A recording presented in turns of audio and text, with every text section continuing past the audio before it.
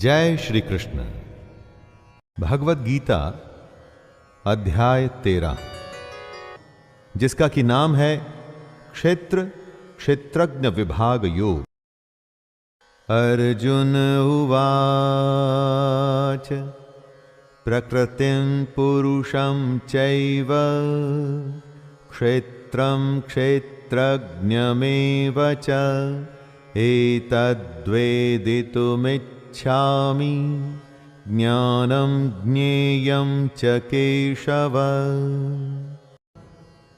श्री भगवानुवाच इदं शरीरं कौन्तेय क्षेत्रमित्यभिधीयते एतद्यो वेत्ति तं प्राहुः क्षेत्रज्ञ इति तद्विदः।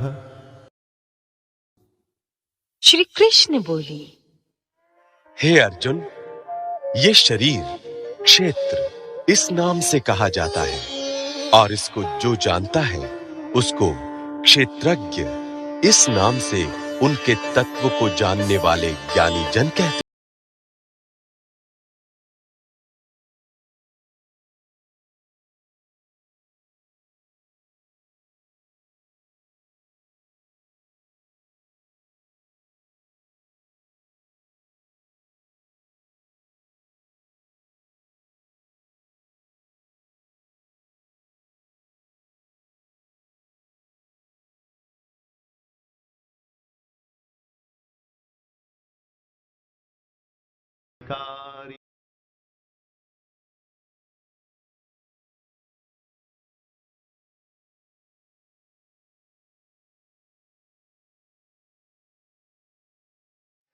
हे अर्जुन, तू सब क्षेत्रों में क्षेत्रज्ञ अर्थात जीवात्मा भी मुझे ही जान और क्षेत्र क्षेत्रज्ञ को अर्थात विकार सहित प्रकृति का और पुरुष का जो तत्व से जानना है वो ज्ञान है, ऐसा मेरा मत है।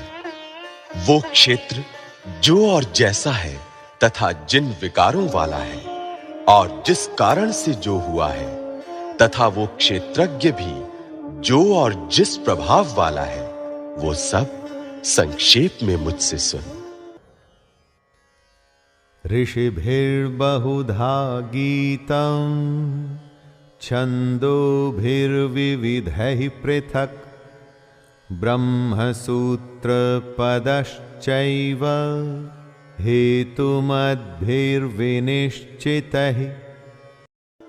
ये क्षेत्र और क्षेत्रज्ञ का तत्व ऋषियों द्वारा बहुत प्रकार से कहा गया है और विविध वेद मंत्रों द्वारा भी विभाग पूर्वक कहा गया है तथा भली भांति निश्चय किए हुए युक्त युक्त ब्रह्म सूत्र के पदों द्वारा भी कहा गया है।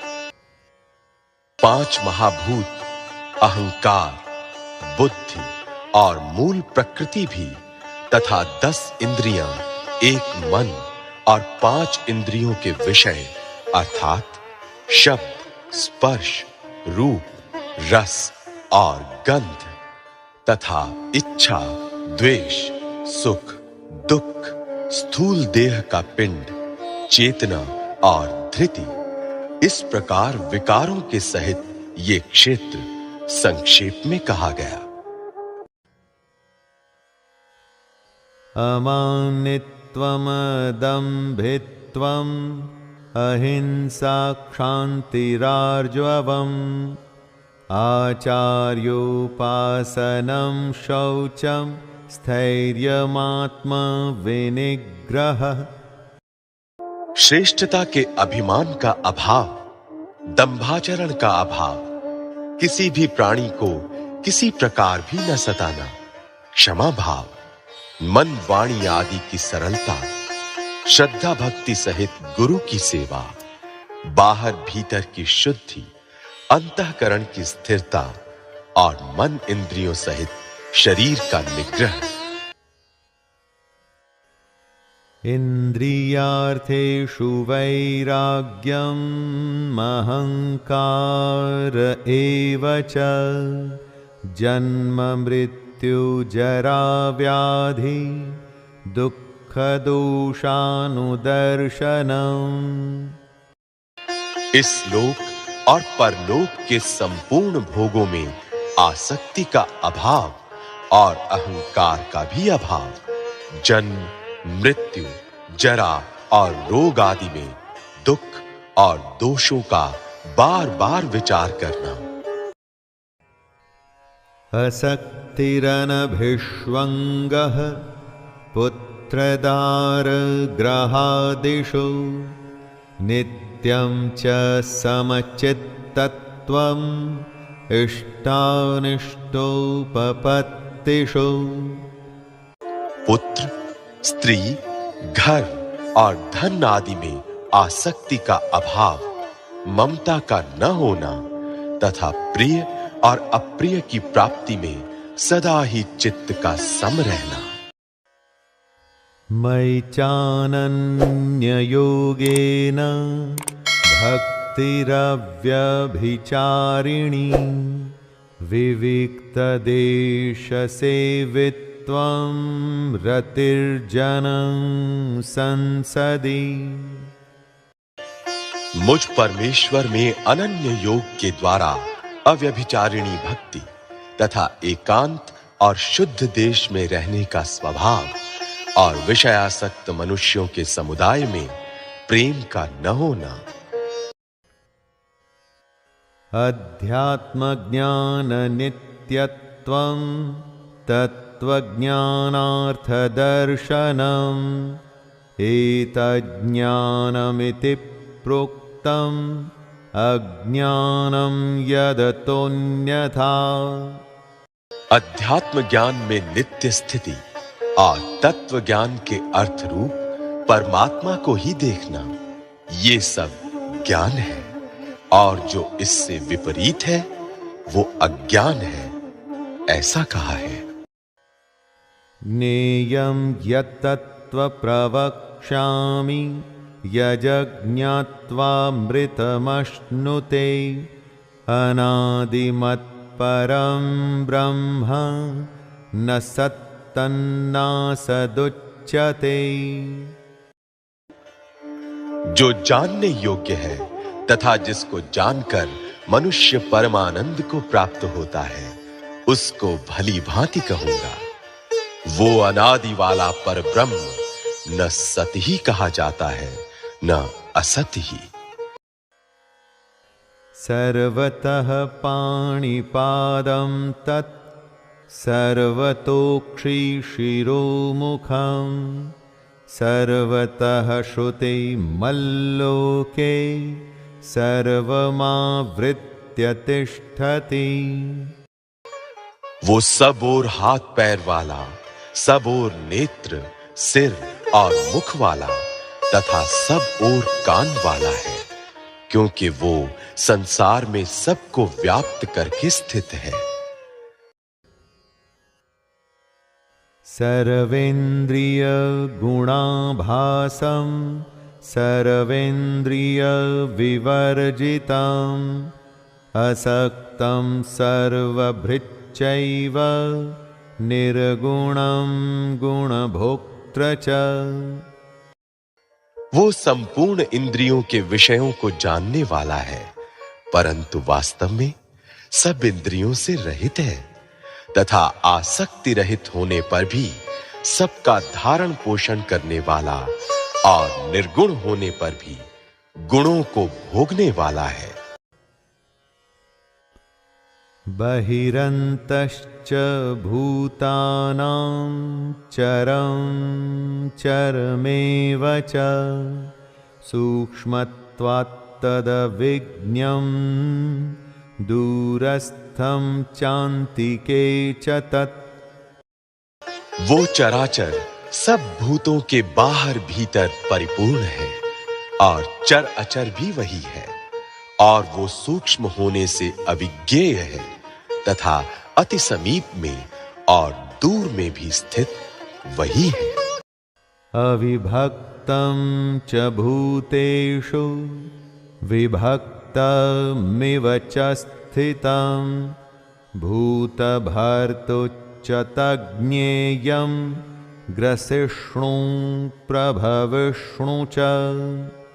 वो परमात्मा विभाग रहित एक रूप से आकाश के सदृश परिपूर्ण होने पर भी चराचर संपूर्ण भूतों में विभक्त सा स्थित प्रतीत होता है, तथा वो जानने योग्य परमात्मा विष्णु रूपों से भूतों को धारण पोषण करने वाला और रुद्र रूप से संहार करने वाला तथा ब्रह्मा रूप से सबको उत्पन्न करने वाला है। ज्योतिषामपि तज्ज्योतिस् तमसः परमुच्यते। ज्ञानं ज्ञेयं ज्ञानगम्यं हृदि सर्वस्य विष्ठितम्। वो परब्रह्म ज्योतियों का भी ज्योति एवं माया से अत्यंत परे कहा जाता है। वो परमात्मा बोध स्वरूप, जानने के योग्य एवं तत्व ज्ञान से प्राप्त करने योग्य है और सबके हृदय में विशेष रूप से स्थित है। इति क्षेत्रं तथा ज्ञानं ज्ञेयं चोक्तं समासतः मद्भक्त एतद्विज्ञाय मद्भावायोपपद्यते। इस प्रकार क्षेत्र तथा ज्ञान और जानने योग्य परमात्मा का स्वरूप संक्षेप से कहा गया। मेरा भक्त इसको तत्व से जानकर मेरे स्वरूप को प्राप्त होता है।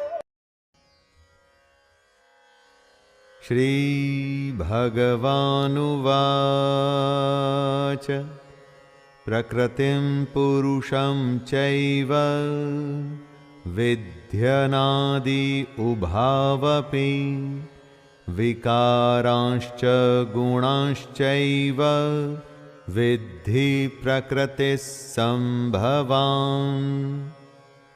प्रकृति और पुरुष, इन दोनों को ही तू अनादि जान और राग द्वेष आदि विकारों को तथा त्रिगुणात्मक संपूर्ण पदार्थों को भी प्रकृति से ही उत्पन्न जान। श्री भगवानुवाच कार्यकरण कर्तृत्वे हेतुः प्रकृतिरुच्यते।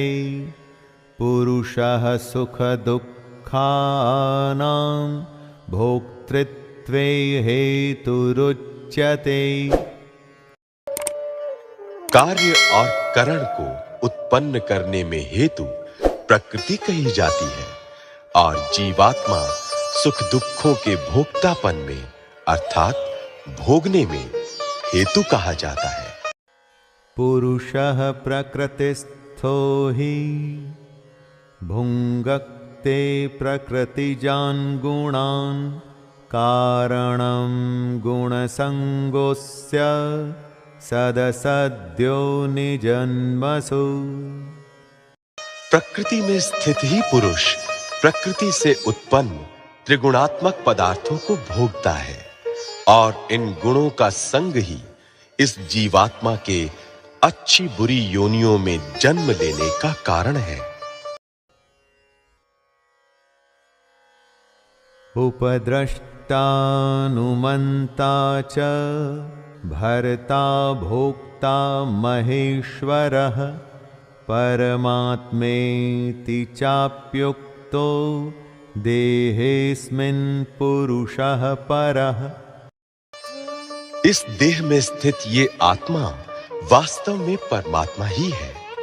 वही साक्षी होने से उपदृष्टा और यथार्थ सम्मति देने वाला होने से अनुमंता, सबका धारण पोषण करने वाला होने से भर्ता, जीव रूप से भोक्ता, ब्रह्मा आदि का भी स्वामी होने से महेश्वर और शुद्ध सच्चिदानंद घन होने से परमात्मा, ऐसा कहा गया है। य एवं वेत्ति पुरुषं प्रकृतिं च गुणैः सह सर्वथा वर्तमानोऽपि न स भूयोऽभिजायते। इस प्रकार पुरुष को और गुणों के सहित प्रकृति को जो मनुष्य तत्व से जानता है, वो सब प्रकार से कर्तव्य कर्म करता हुआ भी फिर नहीं जन्मता। ध्यायेनात्मनि पश्यन्ति केचिदात्मानमात्मना अन्ये सांख्येन योगेन कर्मयोगेन चापरे। उस परमात्मा को कितने ही मनुष्य तो शुद्ध हुई सूक्ष्म बुद्धि से ध्यान के द्वारा हृदय में देखते हैं, अन्य कितने ही ज्ञान योग के द्वारा और दूसरे कितने ही कर्म योग के द्वारा देखते हैं, अर्थात प्राप्त करते हैं। अन्ये त्वेवमजानन्तः श्रुत्वान्येभ्य उपासते तेऽपि चातितरन्त्येव मृत्युं श्रुति परायणाः। परंतु इनसे दूसरे अर्थात जो मंद बुद्धि वाले पुरुष हैं, वे इस प्रकार न जानते हुए दूसरों से अर्थात तत्व के जानने वाले पुरुषों से सुनकर ही तदनुसार उपासना करते हैं, और वे श्रवण परायण पुरुष भी मृत्यु रूप संसार सागर को निस्संदेह तर जाते हैं। यावत् संजायते किंचित् सत्वं स्थावरजंगमं क्षेत्रक्षेत्रज्ञसंयोगात् तद्विद्धि भरतर्षभ। हे अर्जुन, यावन मात्र जितने भी स्थावर जंगम प्राणी उत्पन्न होते हैं, उन सब को तू क्षेत्र और क्षेत्रज्ञ के संयोग से ही उत्पन्न जान। समं सर्वेषु भूतेषु तिष्ठन्तं परमेश्वरं विनश्यत्स्व विनश्यन्तं यः पश्यति स पश्यति। जो पुरुष नष्ट होते हुए सब चराचर भूतों में परमेश्वर को नाश रहित और समभाव से स्थित देखता है, वही यथार्थ देखता है। समं पश्यन् हि सर्वत्र समवस्थितमीश्वरं न हि नस्त्यात्मनात्मानं ततो याति परां गतिम्। क्योंकि जो पुरुष सब में समभाव से स्थित परमेश्वर को समान देखता हुआ अपने द्वारा अपने को नष्ट नहीं करता, इससे वो परम गति को प्राप्त होता है। प्रकृत्यैव च कर्माणि क्रियमाणानि सर्वशः यः पश्यन्ति तथात्मानं कर्तारं स पश्यति। और जो पुरुष संपूर्ण कर्मों को सब प्रकार से प्रकृति के द्वारा ही किए जाते हुए देखता है और आत्मा को अकर्ता देखता है, वही यथार्थ देखता है।